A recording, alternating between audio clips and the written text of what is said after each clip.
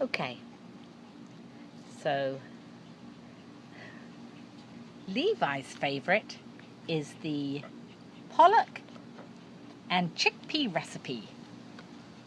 How's that, Levi? Oh my goodness, that's Okay, tasty. Lenny, what one would you like to try today? Come on, let's see, what one do you like? Oh, let's see. Oh, he's going.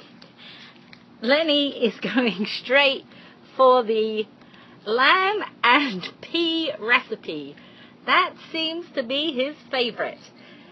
I don't blame him. It's grain-free and it's crunchy. And even like an old dog, like Lenox, he still loves that food.